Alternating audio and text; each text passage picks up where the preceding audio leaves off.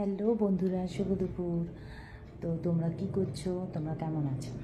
আমি কি করছি জানো? এখন কটা বাজে দেখবে? তো বেলা 12টা 20। আর কি সুন্দর না, পরিষ্কার একদম। তোমরা কি ভাবছো রান্না হয়ে গেছে? রান্না হয়নি। ওই যে বলেছিলাম না, কারোর পৌষ মাস তো কারোর সর্বনাশ, আমার ওই রকম পৌষ মাস, চৈত্র মাস, তারপরে পুজোর সময় আশ্বিন মাস মানে ভাদ্র মাসে, সেই সময় বছরে 3বার আমি সব পরিষ্কার করি, বুঝলে? এখন এইসবই পর্ব চলছে। সকালে চলছিল ঠাকুরের, এটা এগুলো সব ধুয়ে ধায়ে রাখলাম, শুকনো হবে। এবার এই বড় র্যাকটাকে ধোবো। এই যে সকাল থেকে শুধু ঝাড়া পোছা আর পরিষ্কার চলছে, আর কিছুই না। হ্যাঁ, রান্না কখন হবে তার নেই ঠিক। আসলে রান্নার কোনো চিন্তা নেই, কারণ খাই তো এত বেলায় আমরা, এটা পুরো জঞ্জাল হয়ে গেছে।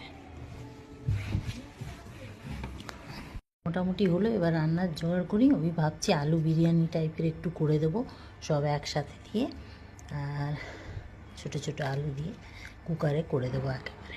চলো, চাল চাল চাল বার করতে হবে এবার।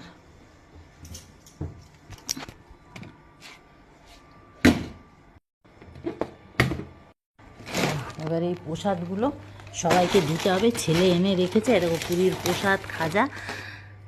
আমার কাজ, এবার তোমরাও তোমাদের কাজ করো, রান্না বান্না করো বা খাও দাও, পরে দেখা।